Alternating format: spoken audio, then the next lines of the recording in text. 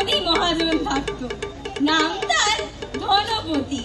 চড়া সুদে সে সবাইকে টাকা ধার দিত, আর সেই টাকা সুদ সমেত শোধ করতে না পারলে মহাজন তাদের বাড়ি ঘর জমি জমা দখল করে নিত। আর এইভাবেই সে ছলে বলে কৌশলে প্রচুর ধন সম্পত্তির মালিক হয়ে ওঠে। এক গরিব চাষি রঘুনাথ তার কাছ থেকে টাকা ধার নিয়ে শোধ করতে না পারলে মহাজন তার বাড়ি ঘর জমি জমা দখল করে নেওয়ার ফন্দি আছে।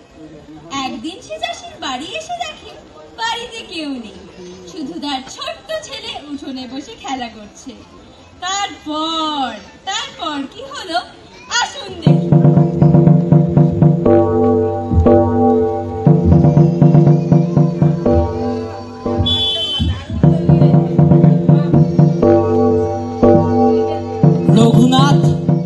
রঘুনাথ, বাড়ি আছো?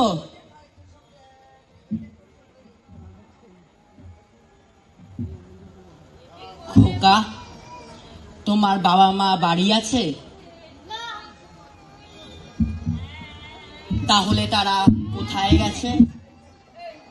বাবা জীবন্ত গাছ কেটে মৃত গাছ পুঁততে গেছে, আর মা বাজারে গেছে বাতাস বিক্রি করে চাঁদ কিনতে। কি আবল তাবল বলছো?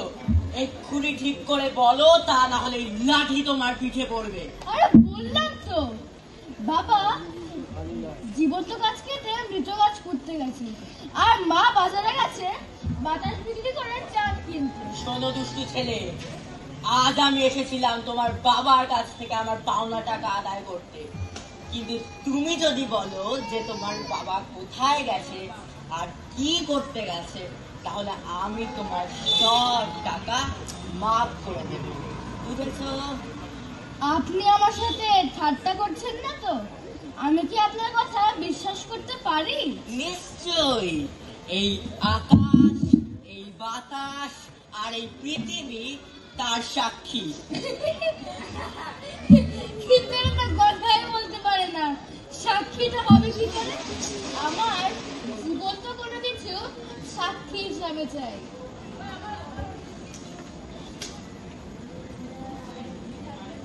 ওই মাছিটা দেখছো, ওটাই সাক্ষী হতে পারে, যদি তোমার কোনো আপত্তি না থাকে। হ্যাঁ, মাছি তো ভালোই সাক্ষী হবে বলে মনে হয়, আমার কোনো আপত্তি নেই। তোমার তো বেশ ভালো বুদ্ধি, তবে ও তো জানে না মাছি কোনোদিন কোনো কিছুর সাক্ষী হতে পারে না। এরপর মহাজন আবার আসে, চাষি তখন বাড়িতেই ছিল। তারপর কি হলো আসুন দেখি।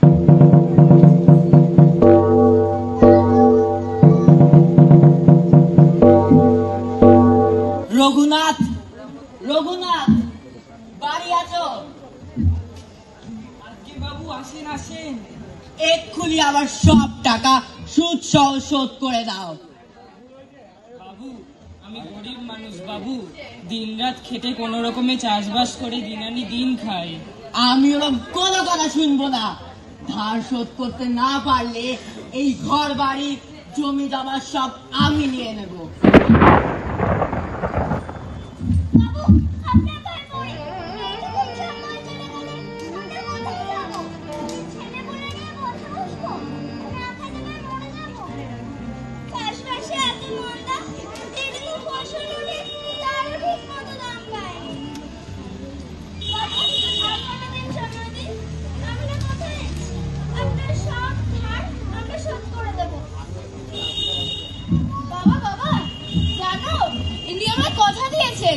যে ইনি আমাদের সব টাকা মাফ করে দেবেন। চুপ রাও বেয়াদব, আমি ওরকম কোনো কথা বলিনি। আপনি মিথ্যা বলছেন। আমি মিথ্যে বলছি? এত বড় সাহস তোমার? দেখাচ্ছি তোমার মজা। তোমাদের এই ভিটায় যদি ঘুঘু চড়াতে না পারি, তবে আমার নাম ধনপতি নয়।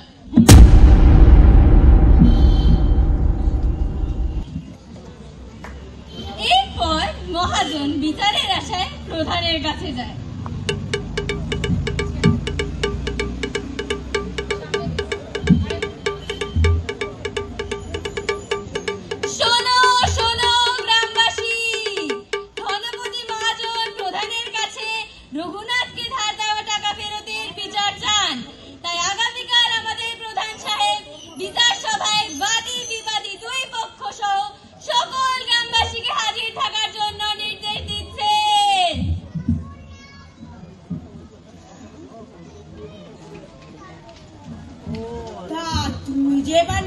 গল্প বলছো না, তার কি প্রমাণ আছে খোকা? তোমার কি কোনো সাক্ষী আছে? আছে, একটি মাছি, সেই এই কথার সাক্ষী। মাছি? ইয়ার্কি হচ্ছে, এটা ইয়ার্কি করার জায়গা নয়। হ্যাঁ, মাছি সাক্ষী। ওই সময় মাছিটা ওনার নাকের উপর বসেছিল। শয়তান, মিথ্যাবাদী! তখন মাছিটা আমার নাকের ওপর নয়, ওই দিকের বাঁশের ওপর বসেছিল। তাহলে তুমি যে খোকাকে কথা দিয়েছো, তা যে সত্যি তুমি নিজেই স্বীকার করে নিলে ধনপতি। তাই তুমি যেহেতু ওদের কথা দিয়ে দিয়েছো, তোমাকে তো সেটা রাখতেই হবে। তাই চাষিদের সব ধার মুকুব। ধার মুকুব। প্রধানের এই ন্যায় বিচারে সকল গ্রামবাসী খুব খুশি হয়। চাষি আর তার বউ তাদের ছেলেকে খুব আদর করতে থাকে। সবাই ছেলেটির বুদ্ধির খুব প্রশংসা করে। এদিকে মহাজন নিজেই নিজের মিথ্যের জালে পড়ে তার মাথা শেষ হয়ে যায়। এইভাবে চিরকালের মতো মিথ্যেকে হারিয়ে সত্যের জয় হলো। আর আমাদের গল্পের নটে গাছটিও